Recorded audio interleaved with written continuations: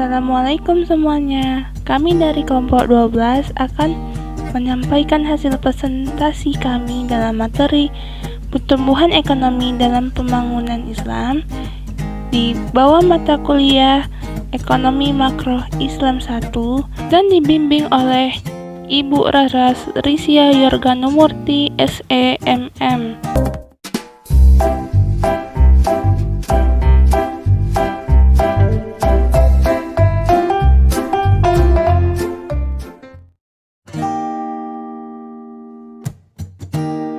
Pertumbuhan ekonomi merupakan upaya meningkatkan kapasitas produksi untuk mencapai penambahan output yang diukur menggunakan produk domestik bruto atau PDB maupun produk domestik regional bruto atau PDRB dalam suatu wilayah. Menurut Profesor Simon Kuznets, pertumbuhan ekonomi adalah kenaikan kapasitas jangka panjang dari negara yang bersangkutan untuk menyediakan berbagai barang ekonomi kepada penduduknya. Next, kita masuk ke pengertian pembangunan ekonomi. Pembangunan ekonomi merupakan suatu proses yang berarti perubahan yang terjadi terus-menerus. Usaha untuk menaikkan pendapatan per kapita. Kenaikan pendapat per kapita harus terus berlangsung dalam jangka panjang, dan yang terakhir, perbaikan sistem kelembagaan di segala bidang, misalnya ekonomi, politik, hukum, sosial, dan budaya. Determinan pertumbuhan ekonomi perspektif Islam. Beberapa pemahaman pokok mengenai pertumbuhan ekonomi yang dapat dilihat dari perspektif Islam, di antaranya mengenai batasan tentang persoalan ekonomi. Perspektif Islam tidaklah sama dengan yang dianut oleh kapitalis, di mana yang dimaksud dengan persoalan ekonomi yaitu persoalan kekayaan seseorang dan minimnya sumber-sumber kekayaan. Perspektif Islam menyatakan bahwa hal ini sesuai dengan kapitalis yang telah disediakan oleh Allah untuk memenuhi kebutuhan manusia yang ditunjukkan untuk mengatasi persoalan kehidupan manusia.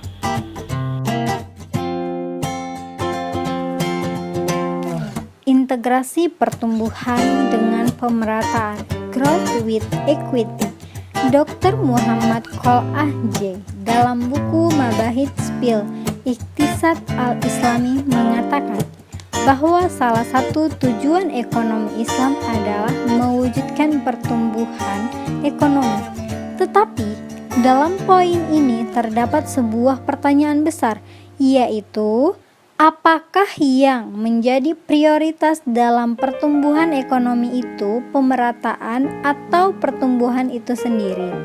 Jawaban pertanyaan tersebut adalah bahwa Islam membutuhkan kedua aspek tersebut, baik pertumbuhan maupun pemerataan, dibutuhkan secara simultan. Islam tidak akan mengorbankan pertumbuhan ekonomi karena memang pertumbuhan sangat dibutuhkan. Pada sisi lain, Islam juga tetap memandang penting pemerataan karena pertumbuhan ekonomi tidak menggambarkan kesejahteraan secara menyeluruh, terlebih apabila pendapatan dan faktor produksi banyak terpusat bagi kelompok kecil masyarakat atau sekelompok kecil masyarakat. Pertumbuhan suatu keniscayaan.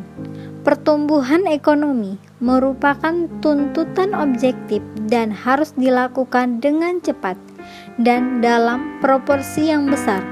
Tanpa pertumbuhan ekonomi, keadilan memang dapat dirasakan, tetapi masih sulit untuk mewujudkan kesejahteraan dan kebahagiaan karena proporsi ekonomi yang dibagikan masih kurang cukup.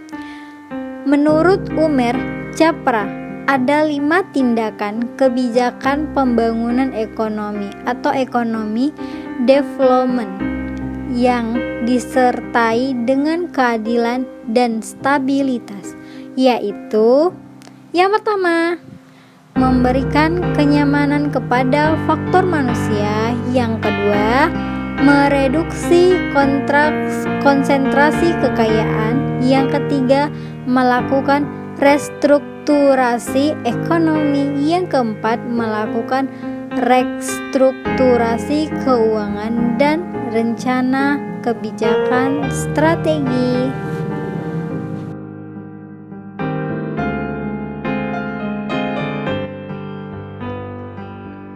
Prioritas dalam produksi.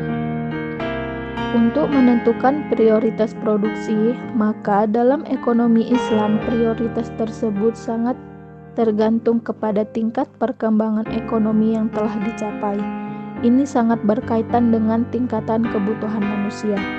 Tingkatan tersebut dapat dikategorikan. Yang pertama, kebutuhan untuk bertahan hidup, contohnya makanan untuk orang yang kelaparan. Kedua, kebutuhan dasar, contohnya adalah kebutuhan terhadap pakaian sederhana dan akomodasi. Yang ketiga, kebutuhan pendukung, contohnya pakaian bagus, AC, dan lain-lain. Yang keempat, barang-barang mewah, contohnya mobil mewah dan barang-barang mewah lainnya. Yang kelima, barang-barang yang merusak, yaitu barang-barang yang membahayakan dan merusak manusia seperti alkohol dan lain-lain. Prioritas produksi utama dalam ekonomi Islam adalah memproduksi kebutuhan dasar bagi masyarakat.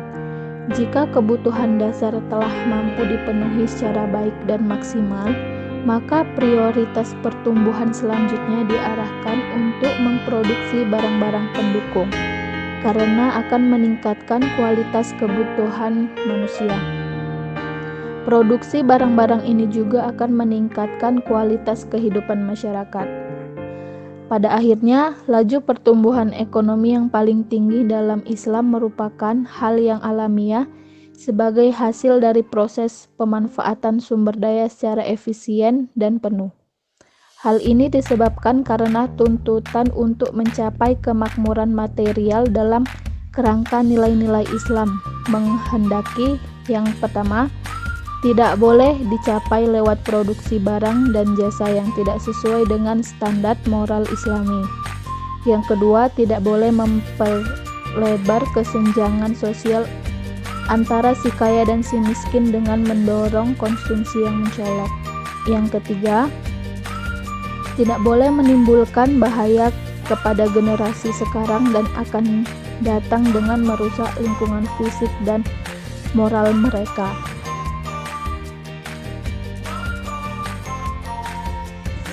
Prinsip pembangunan ekonomi menurut Islam. Yang pertama, pembangunan ekonomi dalam Islam bersifat komprehensif dan mengandung unsur spiritual, moral, dan material. Yang kedua, fokus utama pembangunan adalah manusia dengan lingkungan kulturalnya. Yang ketiga, pembangunan ekonomi adalah aktivitas multidimensional sehingga semua usaha harus diserahkan pada keseimbangan berbagai faktor dan tidak menimbulkan ketimpangan. Yang keempat, penekanan utama dalam pembangunan menurut Islam terletak pada pemanfaatan sumber daya yang telah diberikan Allah kepada umat manusia dan lingkungannya semaksimal mungkin. Terima kasih.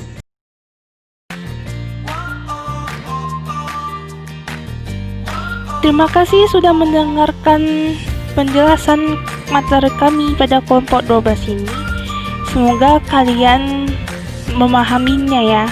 Bila kami ada membuat kesalahan dalam suatu video ini maupun dalam pembuatan presentasi kami mohon ampun. Billahi taufiq wa hidayah. Wassalamualaikum warahmatullahi wabarakatuh.